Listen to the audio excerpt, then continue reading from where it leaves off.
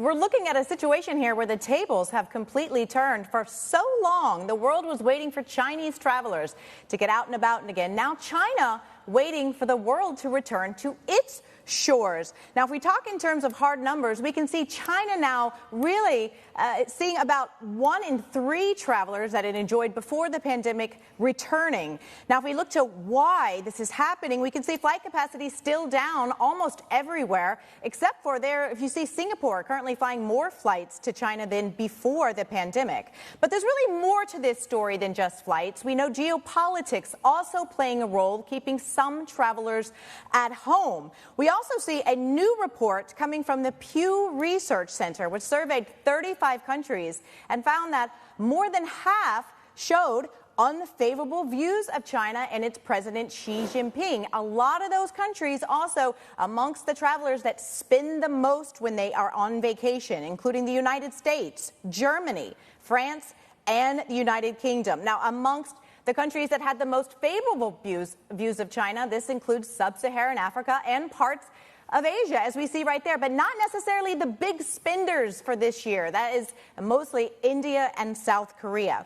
But finally, there's probably also one final issue at play here, and that is simply good old-fashioned competition. We can see Japan, the current darling of Asia tourism, on track to attract more travelers this year than in any point in its history. In June, 3.1 million travelers arrived in Japan, a record that was quickly broken in July with the arrival of 3.3 million travelers. Back to you, Sherry. Yeah, and what about domestic travel faring in China? Just to really get a sense of how consumption, if consumption is coming back in that economy. Yeah, so the lack of international travelers wouldn't be as big of a deal if we weren't seeing a corresponding drop in domestic travel. Earlier this month, we saw RevPAR. This is a revenue per available room, a key metric in the hospitality industry, down about 10%. We saw average daily rates also down about the same amount, but occupancy rates, they're holding firm, and that shows us that hotels are able to fill the rooms, but they're having to discount those to get people to book them.